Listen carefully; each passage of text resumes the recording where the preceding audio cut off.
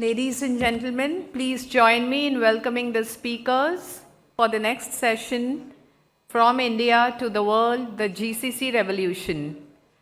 Please join me in inviting Mr. Hitendra Dave,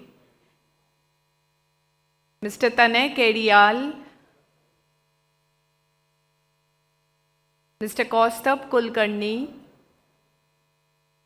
and Mr. Mark Taylor.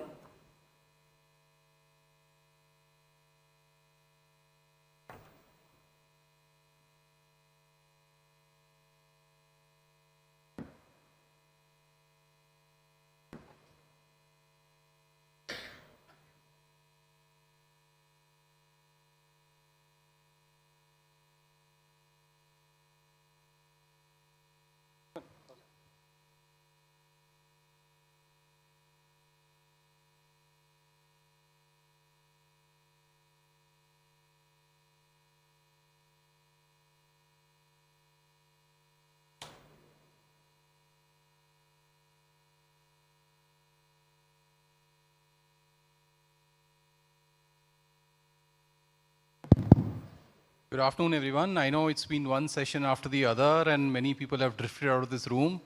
Hopefully, we will make the conversation such that the people who have chosen to leave will regret later on. And those ones who have stayed back, hopefully, will remember this conversation for a long, long time. My name is Hitendra Dave. I'm with HSBC India. And it's my great pleasure and privilege, actually, to have such phenomenal panelists or members of this panel discussion. To my left, Mr. Mark Taylor, who's the Vice President of Global Strategic Growth for Oracle. Welcome, Mark.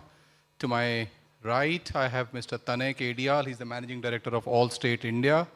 And to the extreme left, we have the one and only Mr. Kaustubh Kulkarni. He's the Senior Country Officer India and Chairman Asia Pacific for JP Morgan. My plan is to speak for a few minutes just to set some context, and then really it's about these people who know this area much, much better and much more. Okay, there are 17 sessions lined up by CII between today and tomorrow, and yet we are discussing a very specific topic called GCCs, Global Capability Centers. So why exactly that is, I'm just trying to set the context, and then we will get into a Q&A, and hopefully there will be some questions from the audience towards the end. So I've just made some notes for myself. So no, it's not 17. We have 22 sessions spanning a very broad set of topics. So let me start by contextualizing why CII has prioritized this discussion on GCCs over other more usual topics. So just for the benefit of everyone, because I know we have many people here who are part of the GCC ecosystem, but those that aren't, the export revenues of GCCs is expected to touch $100 billion by 2030. Okay, now think about it. We've been selling goods forever and ever and ever, and that might get to 600 or 700 or 800 billion dollars by 2030. So it's already a seventh or eighth of that. 5-6 years back, the term GCC itself was not known to too many people. Now it's frequently mentioned in newspapers. It's along with startups, GCC is the most commonly used term for those interested. Just apart from the $100 billion of exports and the fact that it's now becoming a more and more mainstream topic, it employs about 4.5 million people, and it's 4.5 highly paid, highly skilled, highly educated people. The kind of employment practice India really wants to showcase to the world. This export numbers, the employees has created effectively new cities. What Hyderabad of today is almost entirely due to GCCs. The Bangalore of today is vastly different to even the Bangalore of just 10 years back due to GCCs. NCR, Pune, name it, Chennai. So it has profound implications. That's why we are discussing this topic, that it's built cities, it's built real estate, it's built industries and employment away from just the GCC linked one. Restaurants are getting created, pubs, malls, you name it, the modern Indian city is getting created, and GCCs have played a very big role in that. Obviously at a macro level, we know all of us have India has a trade gap, and GCCs are helping us offset that trade gap. So it helps with external sector stability, currency stability, etc., etc. I think a thing which is often perhaps not appreciated is the fact that the GCCs, with their hundreds of thousands of highly paid, not highly paid is not the right word, highly skilled people, is embedding India deeply into Fortune 500 companies, right? A lot of Fortune 500 boards and CEOs know more about India because of the GCCs they have in India than because of the size of their market here. So, and that has implications, right? The people come here, the boards come here, the executive managements come here. They look at the country, they see the opportunity, then they go back. Can we do more than just the GCC here? So that is the broad background, right? So now let me turn to this amazing panel that I have, which comprises of two people who are running GCCs or part of the GCC management teams, and one very senior banker who competes with HSBC and other banks to serve the GCCs, right? So let me start with you, Tanay, who runs, as I mentioned, the All State India GCC, and thereafter to you, Mark. Maybe some comments on your experience and evolution in India. And thereafter, if I can also ask you to comment on what the country, we've seen it's done wonderful things in India, but India's needs are also humongously large, right? So what does the country and its states need to do to sustain the growth momentum of this wonderful new industry that we have discovered? Over to you. Thank you. And it's a double-barreled question, so I'll have to keep a track. But in terms of competition, Hitendra, we are a loyal HSBC customer, so we are on the same side as how I... But to the GCC journey, and I have been in this journey for the last 25, 26 years across 3 different organizations, across 2 different countries, having experienced this, and a lot has changed. If I really look at it, I know you were talking about GCC and startups competing. I think Gen AI and AI is the other word that's taking a lot of airtime. And if anything can compete Gen AI and AI, it is GCC in that form and shape. When it started, and I'm talking about late 90s, from that point to today, it was even not known as a GCC, but was known as a captive. And always made you feel as if your hands are tied and you're kind of put into a corner somewhere. From that point to today, that appreciation has changed, not just with cost arbitrage being a thought for which most of the other organizations would have thought, but talent being the key play, and that really bringing about a change. As a country, and not just for GCCs, but as a country, we have always been great exporters of talent.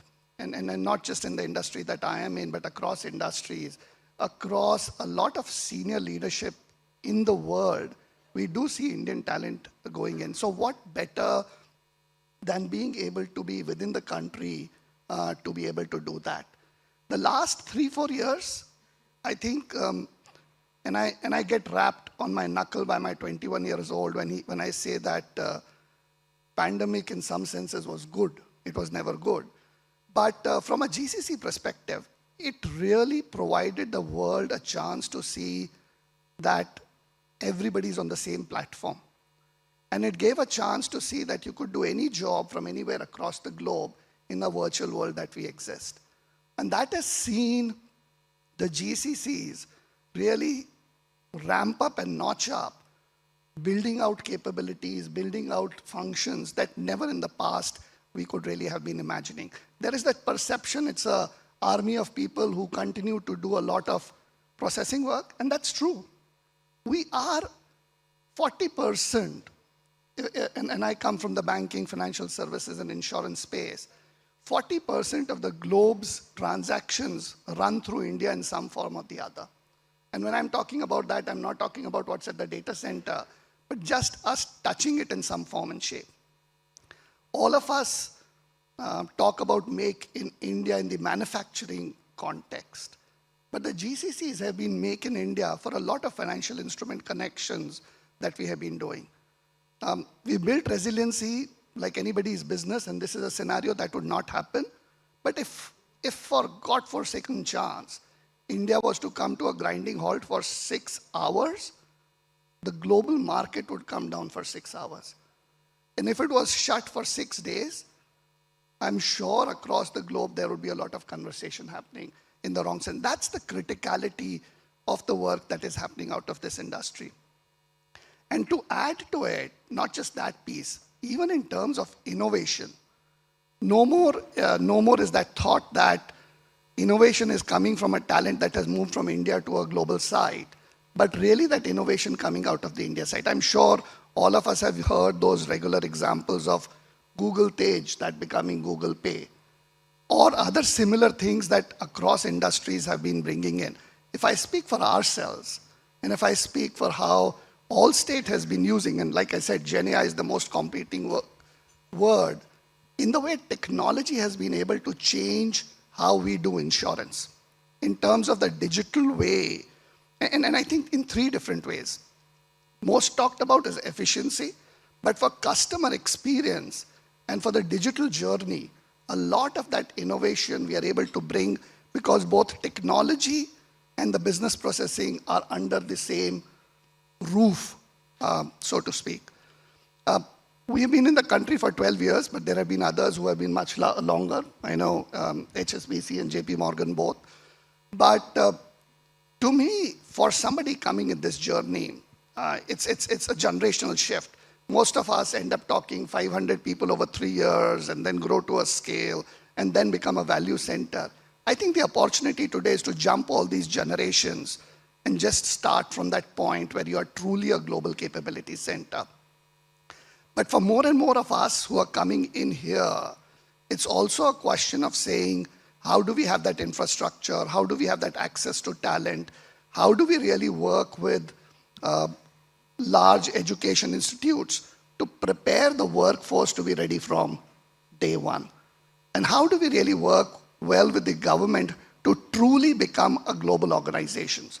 Many a time, things like permanent establishment, things like how do we really operate as a global organization? Those are things that we still need to be working through to become more effective. Thank you. Mark? Yeah. Excuse me. So thank you, and I'd just like to say it's an honor to be invited along to this panel to discuss GCCs. I work for Oracle. It's not a financial institution, but I'm sure that many of you would have heard of us. We've been going for 47 years. Our turnover last year was 53 billion, so we're quite a big business, maybe the second largest by turnover, certainly in terms of software. 160,000 employees, of which our Asia-Pac division, which includes India, is about 60,000. And in India, about 80%, a little more than 80%, are in the Indian subcontinent. 430,000 customers, about 300,000 users of the Oracle Cloud Services.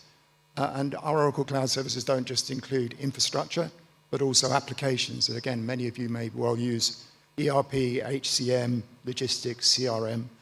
And the key industry verticals that we work in, finance and banking being a very important one. Beyond that, there's things like healthcare, government, energy, and telco. One of the things that we do now, as well as software, is hardware.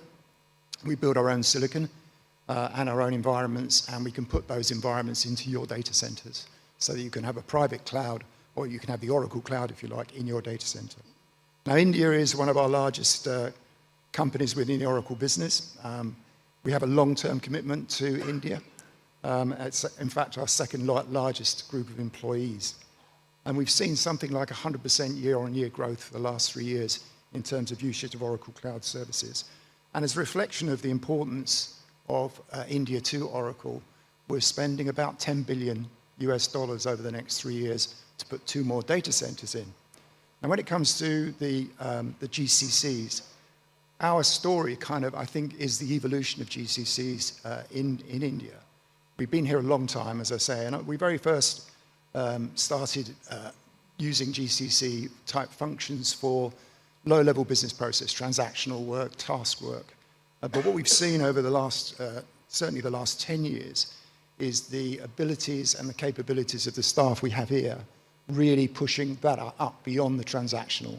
So now we do research and development here, we do coding here, product management here, and many of our complete management functions have now moved to India. And I think what it shows is how the GCCs have evolved from being like I say, a task-oriented transactional centers into real value add, and of course, providing real, genuine employment opportunities and progression for the local teams that we employ. Now, we have more than one GCC, and we expect to have another 1 or 2 in the next few years as well. But there is a change afoot. Technology is changing. We mentioned AI And particularly AI agents and deep learning are things that are going to impact the way, the shape and the function in GCCs. And I look forward to discussing that a bit later in the day. Thank you, Mark. And it's fascinating to hear from two people who actually run GCCs here, because there's a lot of talk about GCCs, largely I think from more an external perspective. So it'll be great to hear more as we go along. But let me move to my friend Kaustubh here. I mean, I know JP Morgan has a fairly large GCC here, give or take about 60,000 head count, and then lots of work gets done from here. So Kaustubh, from your perspective, what are the key factors that have made India an attractive destination for global financial banks or institutions like JP Morgan? And if I can just add a bolt-on question, are there any lessons that can be learned that you want to share with this group, or the best practices that you want to share with this group? Sure, thanks, and good afternoon, everybody. So I'll probably just take a step back to see or explain how our journey has been with our, I think, as was discussed, corporate center or service center or captives. I think we've used all three terminologies, but we call it as corporate centers now. We started our corporate center with about 200 people in 2003, 2004 in Mumbai. And all we were doing then at that point in time is support some of the investment banking research activities. That it was limited to that. But I think what we now have is effectively 65,000 employees. But more importantly, the nature of the work I think that JP Morgan does with our team is so vast that it covers banking, markets, retail, asset wealth management, and also fund and accounting services. So if you look at any central function that we have in our company, we effectively have the follow the sun model. So I think 24/7 service delivery for all of us. And I think every single function globally that is there is extremely well represented by the corporate centers that we have and employees that we have at senior leadership levels in the corporate centers in India. So that's one. The second one is just if you look at even a lot more complex functions. So let's say financial planning and analysis, we'll probably have 3,000 accountants who would be looking at all our quarterly disclosures. We'll have several thousand people only doing regulatory filings for JP Morgan all across the globe. We'll have several hundred senior US, UK, and other qualified lawyers who would be looking at all our markets and transaction documentation to review that in the most efficient manner and automate a number of those things as well. Currently, I think there is enormous amount of work that we are doing on quant research and other research functions. In fact, specifically to equities research, which normally I think you must be looking at various analysts giving their commentaries, we now have a number of global companies which are actually covered by team members who are based in India and who are writing research analysts covering each of those, which means we now have domain knowledge and expertise on each of those currently being delivered jointly with our global colleagues and with the colleagues based in India. So I think the most critical part, therefore, is that the differentiation between what is, I think, a role that is facing the external client and what is facing the internal client, that I think is an important criteria or parameter that we use.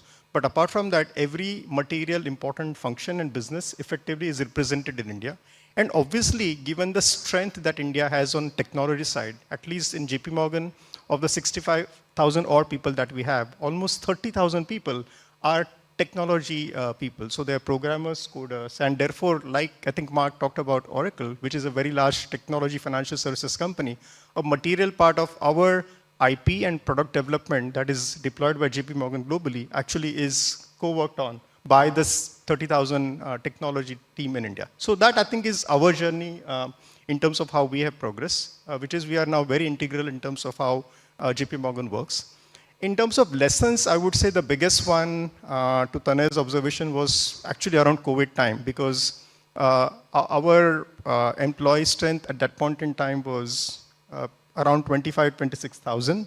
And COVID actually created extremely difficult challenges for companies in terms of one, business continuity, but more importantly, managing costs and capabilities in the most optimal manner, because different businesses were struggling with different challenges. So I think in JP Morgan, we use that opportunity to really ask very hard questions in terms of what all can we do and is limiting us in terms of our ambition on scaling up our corporate centers. And that's really where we effectively shifted completely to the other side in terms of how substantive we want to be. So I think a large portion of our growth has actually happened only in the last 4 years on the corporate centers, primarily because we thought how integrated we can be in terms of our delivery for what we are doing. Thanks. Thank you, thank you. Great to hear that while COVID obviously was a national global disaster, it did have some, even if, the benefits obviously cannot be set off against the huge cost that the world paid or our country also paid. But yeah, Mark, coming back to you, you have a presence in multiple states in India, right? So, can you just share with us what does an Oracle think? Should I go to this state, that state? Is it infrastructure? Is it people availability? Is it ease of building the campus? And, and what exactly have done to, do they come to you and sell to you in your head office? Can you just share with this group here what states do and in your mind should also be doing more of? Yeah, there is a lot of choice now. In the past, it was quite narrow, but you see some very entrepreneurial stuff going on in many states. And what you can get is access to infrastructure, to buildings, regulations, and so on. So the choice is broad, but what we focus on is the availability of skills. And this, I think, is, for me, the key challenge and the key opportunity when it comes to GCCs in India. So we look at the education systems in those particular areas, and we intervene. So what we plan to do in those, when we're actually building these things out, is talk to the faculties that we're interested in. It's usually business and finance, and then IT and computer science, and say, look, we want these skills, but we want them with having the right capabilities to be productive quickly in our environments. So what we can do is work with the universities and with the tutors to embed Oracle-specific training into the final year of that student's life at the university. And they graduate not only with a degree, but also with what we call the Oracle Certified Professional, the OCP certification, which is our sort of test of competency that we put it forward. So what we can then do is bring workers in at a relatively junior level, but already have hands-on experience and proven capability when it comes to Oracle technologies. So, as I say, I believe this is an issue not just for Oracle, but for anybody running GCCs. We see in some states, there's a term that some of you might have heard, lateral hiring is the polite way of putting poaching. So many of the GCC centers will hire from their competitors down the road. Now that's a fairly destructive process, because what it does, of course, is it means you get churn, you get wage inflation, and of course you get disruption. What we need to do is break that cycle by introducing new blood, because you get a higher degree of loyalty and certainly a lower cost. But what's important there is, if you do bring people in, how quickly can you make them productive? There's some organizations say there's a third. There's culture, there's process, and then there's technology. Well, if you can find ways of breaking one of those, in our case, the technology, by making sure that the candidates that come in have already got that capability, then you are accelerating it. And we also find a higher degree of loyalty.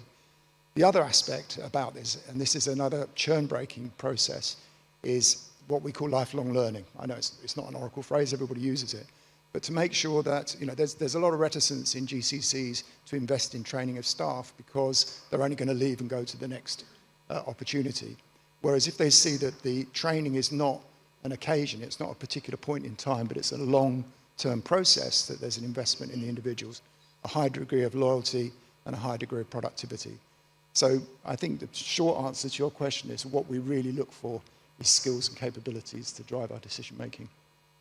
I think just as a follow-up to that, right? I think there's a lot of talk, including I read in the press this morning that the government and the states are very keen for GCCs now to look at tier 2 and tier 3 cities, right?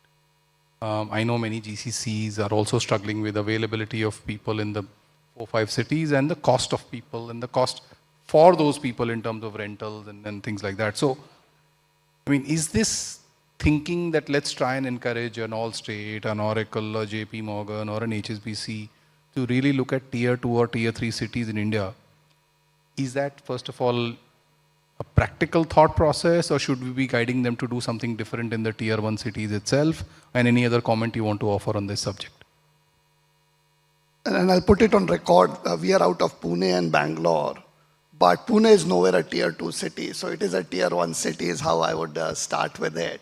But at some point in 2015, when we started with Pune, there was definitely that thought to say, should we be going to Pune or should we instead go to a different location in there?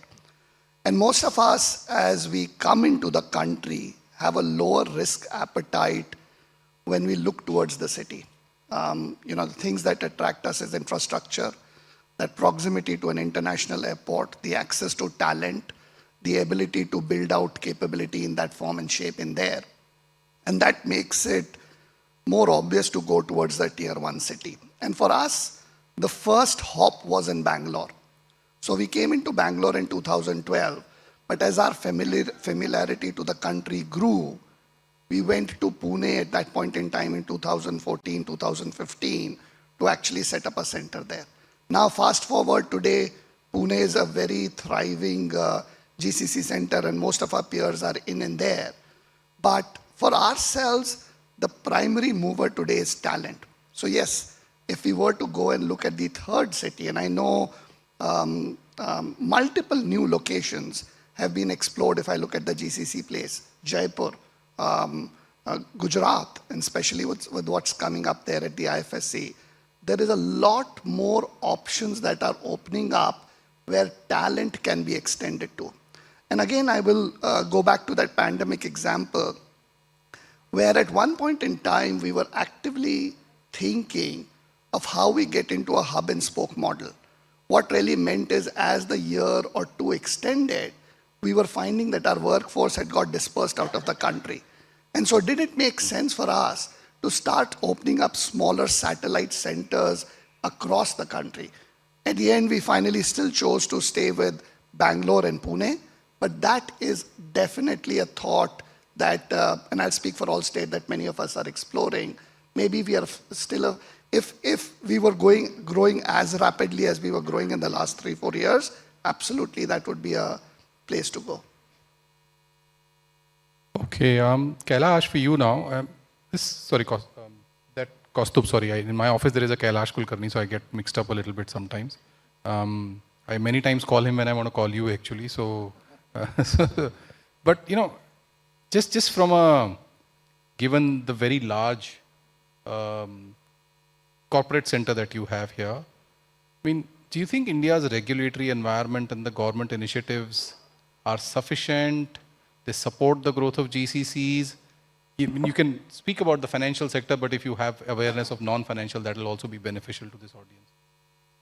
And I think in terms of, like within my background also is more on the client coverage side, and I'm not responsible for the GCC, but reflecting on a very substantial number of, I think, client dialogues that we have, if I would say, one, I think number of at least MNC companies, and just to think this through, right? Primarily the client base that we have is US and European.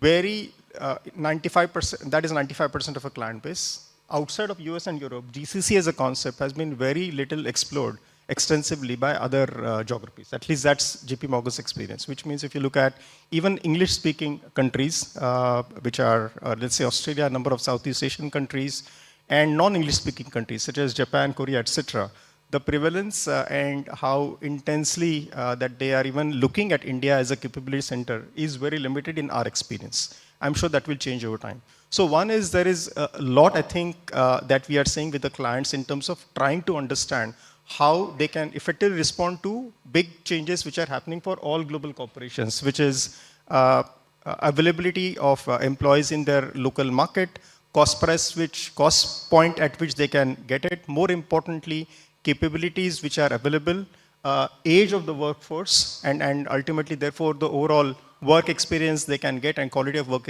they can get. So I think India, therefore, is becoming increasingly important for a number of clients as they think through their decisions in terms of how they want to get work done on a day-to-day basis. That, I think, is key learning number one.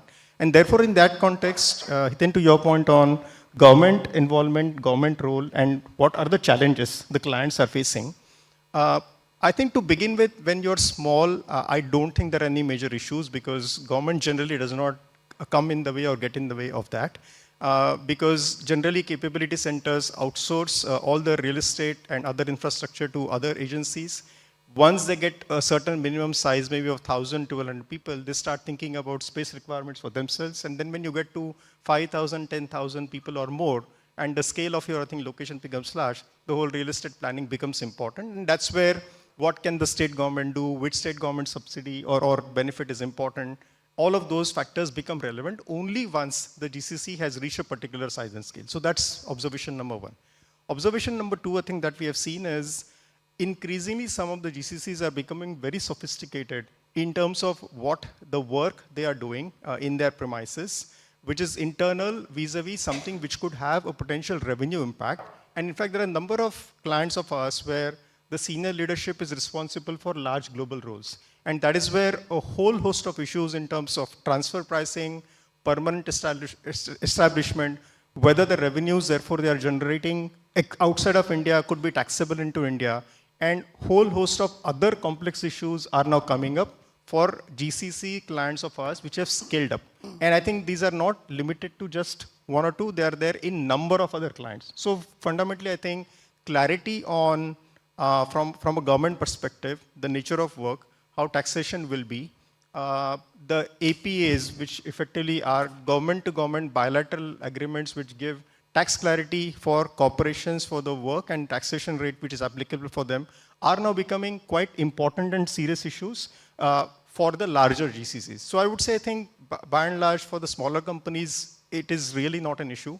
But for the larger companies, these are becoming quite important issues as they think through how to scale up even more, because as I said, the business environment is such that the compulsions for companies to use India as a great pool of talent are only increasing rather than reducing.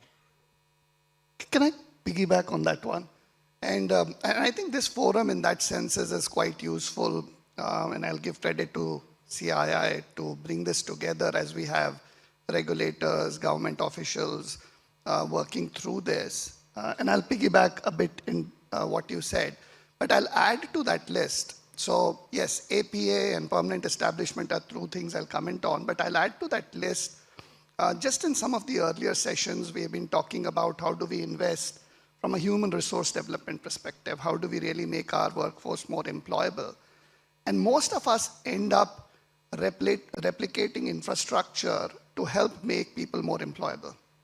I'll give our example. We are in insurance, and that too more in the property and casualty space, where we've got an academy running for people to understand how construction management works, specifically from a US perspective. In India, there is a lot that happens with brick and mortar. In the US, there are things like drywall, carpeting, shingles, gutters, which make no sense for us, even the ones coming out of the construction management space. And I see there is an opportunity for us to tie up and work together in terms of even influencing the curriculum of the ones who are coming out to ensure we pretty much get people up and ready rather than finish a degree, come out. Many a times we don't even need a degree. What we need is some of that vocational skill to be coming out for not every role. But even in the area of technology, there is a similar thing that I would add there. I would also add a lot of us create e-waste. And today, each one of us handles that e-waste in a fashion that is very specific to us. There are guidelines that we work with. But to be able to do that at scale, and every year as we go forward, that both from an environment perspective, but also the way we do it. I'll say e-waste and ESG. You know, all of us are investing in that space in there as well. But getting a better collaboration going will definitely help. And then APA and permanent establishment. I think on APA, my only comment is, even when we go for a renewal, it feels like it's a brand new APA that you're doing. So you know us, we know you know our business, yet it goes through a very long process. So I think bringing efficiency there and working together would help. Good, thank you. We'll give ourselves about 5-7 minutes more and then take any questions if there are. But Mark, if I can come to you, you know, we are currently, all of us in India are a little guilty of just, you know, India is great, India is the best, there's nothing else in the world has to come here, etc. But, you are a global company, obviously have worked in many parts of the world. So how do you see India's GCC ecosystem, people, technology, state support, center support, fiscal policy, etc., and benchmark that to, let's say, other markets, which also are doing so? We just don't talk about it as much here. I think it's interesting that a number of other countries in this side of the world look at the GCC phenomenon in India and want to replicate it. So specifically countries such as Vietnam, Laos, Cambodia, they look at this and try to understand what the secret sauce is. Now clearly there's government support is one and infrastructure is another, but again it's back to education. It's this country has a phenomenal capability when it comes to producing educated young people. And that's what they're scrambling to catch up with, is to be able to educate in the right way at the right scale. And some of them are doing reasonably well, but this is going to be a long-term process. But what they don't have is the size, the scale, and the momentum that exists here. So I think it's going to be tough. But certainly I think that's where we see the most movement. South America is another one where they're beginning to look, particularly around systems development within a sort of outsourced, I wouldn't call it quite GCC yet, functions, where we see it. But I think those are the two areas which are looking at what India is doing and saying, yes, we want some of that. But as I say, at the core of it is always about the skills. And if there aren't the skills there, there's no point in having a shiny big building with lots of screens if the skills aren't coming in. Fair point. Maybe just starting with you, Kaustubh, just wrap up comments, what's worked really well, what's needed to be done as a scale of urgency. How do we make sure that the next round of big GCCs, whether from the financial services in US or from anywhere else in the world, is it a promotional activity, is it a tax incentives, is it ease of acquiring property, is it keeping real estate prices at reasonable levels and aligned to market reality as opposed to just something else? So how do we make sure this goes and grows for the next decade or 2 decades and becomes a very integral part of the broader India story? Yeah, I think I would not be too worried about real estate infrastructure because those, I think, issues are quite well sorted in most of the cities. In general, I think the ecosystem in India, in each city is smart enough to, I think, find solutions for those. But the real one, I think what we need to understand is that we now have reached a very, very critical scale for the capability centers and on an aggregate in the country, which means there is a very substantial pool of talent which is now currently prevalent in the country. And what we should appreciate is that also is a critical talent for all of or a number of the new products, businesses, and new corporations that are going to be created in India. So we are also seeing, and we have, at least in JP Morgan, we have a number of these innovation forums where we invite companies which are developer companies, smaller size, mid-size companies, and the amount of, therefore, learning that we are seeing from large corporations and the startup ecosystem in the country is phenomenal for country as a whole. And I think in terms of policy level initiatives, the larger scaled up capability centers and enterprises have to do a lot more in terms of their engagement with the commercial enterprise in the country, the technology enterprises in the country which are small and upcoming, because that's where we are going to create very material talent, capabilities, and brand new businesses in India. And that, I think, is clearly has been the effort at JP Morgan, but I think number of our peers, I think, are doing or should do a lot more of it. And the second, and so that's one, because that's real contribution to the ecosystem. The second one, I think we talked about is skilling and building the capabilities for entry-level talent, which is a problem across the country. In JP Morgan, we hire at any point in time 15,000 to 18,000 new people just to deal with growth as well as attrition, which means we have to visit like 1,000 campuses. It's a machine that we have to handle. So I think net skilling at the entry level is across the spectrum requirement for all GCCs. Right now, they're each of them trying to do it individually, but clearly an ecosystem which could effectively, on the likes of ITIs, which was primarily designed for manufacturing kind of jobs, we need to think through what kind of state or central level initiatives can be done to create right kind of skill set so that the workforce can move to employment and start being productive a lot more efficiently rather than companies spending a year or two in effectively training them as they get out of college. And the third one I will come back is effectively a more better clarity on the tax framework, particularly for cost plus model as well as cost plus revenue sharing model. And the sooner I think we can get to a good framework on it, I think it will therefore also result in more of the higher end revenue sharing type of work coming to the larger GCCs than what it is currently happening. So 3 points from my side. Thank you. Tane, any points from your side? The way I'll respond is, in terms of new GCCs coming into the country, and many of us, and I'll speak for myself, we end up hosting either through a NASCOM or through a consultant where new GCCs do their tour through the country. They would want to come and see, does this concept work? How do I start? What is the learning? And my input is, it's no more a learning. It's no more, should I try out a certain thing? This is a proven model. Enough and more of that is available. Enough of more partners are available who can pretty much put it in a GCC in a box and switch start it in a really, really compressed time. You don't have to go through the pains that the others have gone over a period of time. And then also to that question to say, well, where else should I go? And with a tinge of arrogance, I would say, for the scale in which India is doing, whether it's a Vietnam and I've lived in Philippines for 3 years, whether it's a Philippines or South America or Eastern Europe or elsewhere, nobody's got that scale, that quality, reliability, talent at the cost point that India can be speaking. In certain sections, absolutely. What Israel is doing and East Europe is doing in terms of cyber security, or what Philippines is doing in terms of being the voice capital of the world. Those are specializations, but not across the board. And so from an India perspective, that's a benefit. What I would definitely put in is, why do we need so many people within the GCCs? And especially in a world where we are talking about technology, do you need as many people to be in there?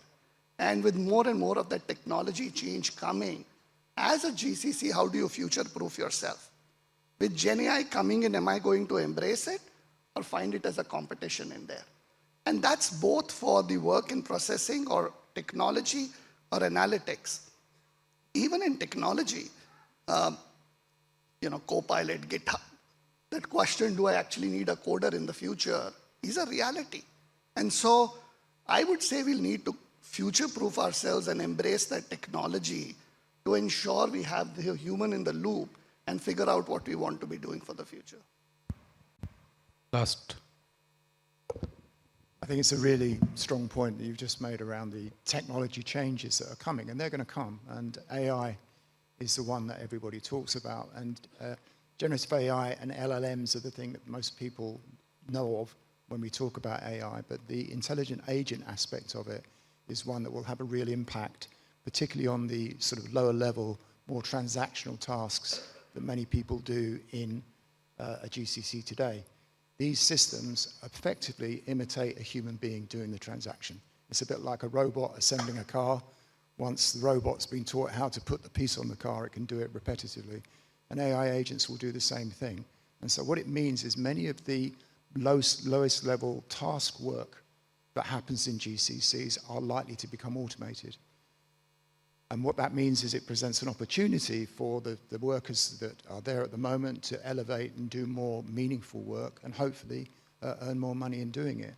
But things like coding, again, you hear a lot about that the coding is going to disappear. Developers will no longer have a job because the AI will write it.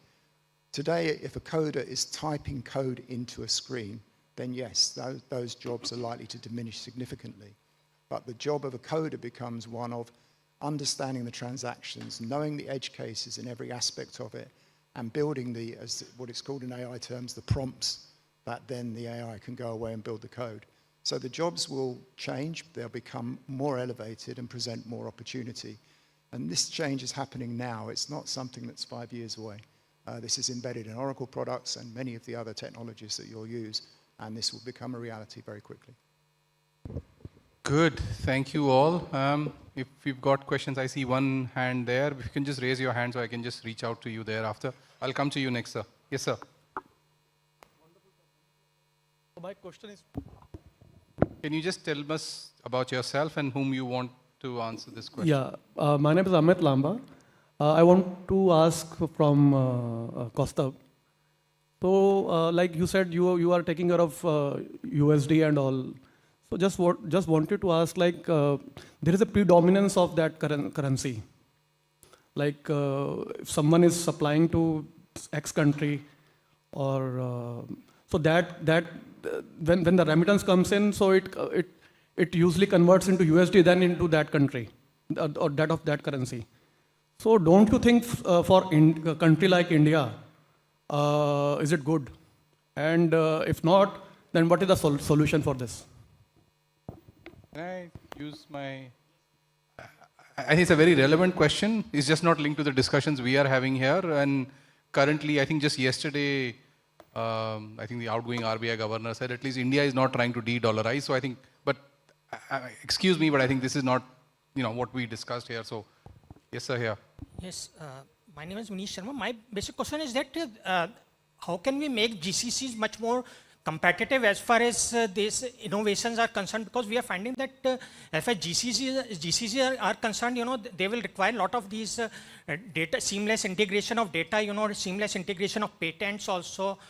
There will be, with their vertical integration will also be required with their headquarters, because previously we had BPOs, which basically used to do a lot more of low, documentation at the low value chain, but with GCCs, they will require a lot of innovations, so there should be seamless communication between the top end and between the headquarters and with their local units. So how will that be possible? Because in future we are going to be having regulations with data also, because there are a lot of protectionism, as far as US is concerned with the Trump administration coming in. They will definitely want their data to be much more secured, So how do you see that future, going forward, see as far as GCC is concerned, or is it, will it work in silos only? Can I request both of you to give brief, short answers? Yes, you mentioned about communication and data security. So you're quite right. Many organizations will have regulations or sovereignty requirements, or indeed just decide that they want their data in a particular place and not in somebody's cloud somewhere else. Our response to that at Oracle is that, well, we can put our cloud into your data center, which means that you've got a complete security around it.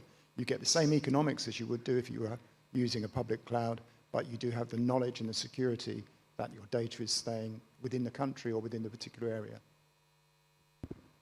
And I'll probably agree to that and add in there as well. From a GCC perspective, it's just one organization.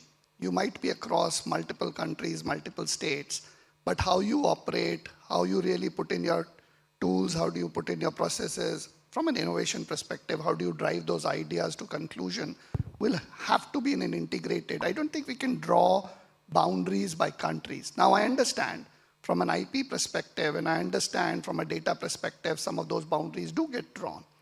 But as an organization, it will have to be very integrated. Customer data lies in the country where the customer is from. And I think that will be the driving factor rather than the country as such. So we have literally time for only one last question. Yes, sir.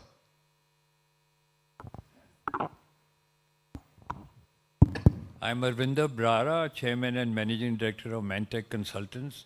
My question is, with this GCC revolution, how do you feel it'll impact the normal outsourcing of US and other companies to organizations in India? Because that's a kind of smaller organizations cannot afford to set up their own GCC centers. So what do you think will be the interplay between these two? You want to have a shorter? We are seeing that very, very active and well functioning. Because do remember, India has also one of the most sophisticated mid-size, small-size and large-size IT services companies. And number of IT services companies have humongous sales and distribution and engagement with clients and customers in all parts of the world. And that's where I think their capabilities and the rate at which they are offering solutions to, let's say, mid-sized corporations elsewhere internationally who do not have the ability to set up full-scale capability centers in India, this is where the Indian technology and services companies come into picture. So we almost have dual-headed companies where people have teams capabilities in US, teams capabilities in India, and that's how I think that client is being serviced. And these are the clients again for companies like HSBC and JP Morgan. But that's a very, very active and functioning market.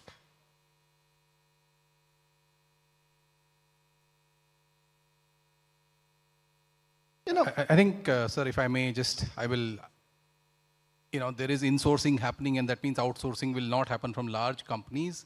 Whether our large IT outsourcing companies are geared to serve small customers, I think, we will discover, but I'm going to have to call this session to a close. Thank all my panelists for the wonderful discussions and the sharing of their experiences and their journeys and their knowledge. I think it clearly looks like that India is, what we are struggling to achieve on a China Plus One in manufacturing, we have without government thinking or planning achieved this here, so which is a wonderful thing. As you mentioned, we have scale, we are now doing high-end cutting edge work, artificial intelligence and things like that will make it even, that'll have challenges and opportunities both. I think the one word I heard a lot about was skills. If we want to maintain and sustain the advantage that we have, we must make sure that our graduates are trained to work in activities that, in that the GCCs do. And of course, this is a competitive world. We should not become complacent. There are other countries which are picking up the benefits of having GCCs in place and the benefits it does to employment, to ecosystems, to industry, etc. So on that note, thank you all. Thank you, my fellow panelists, and we'll call this session to a close. Thank you.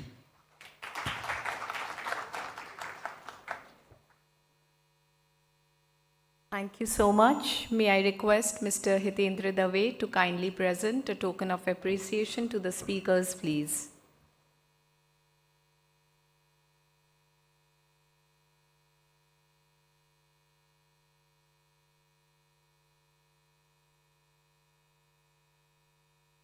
And may I request Ms. Tanushri Banerjee, Deputy Director General CII, to present the appreciation token to Mr. Dave.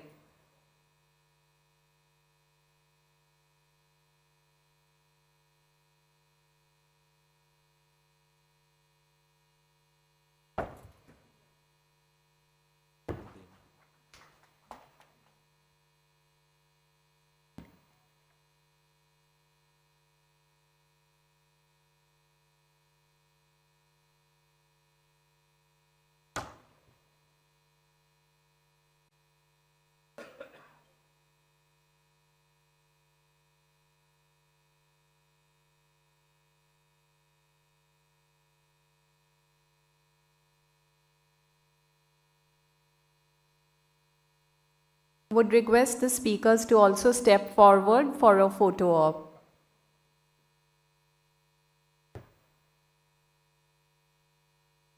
Thank you, ladies and gentlemen.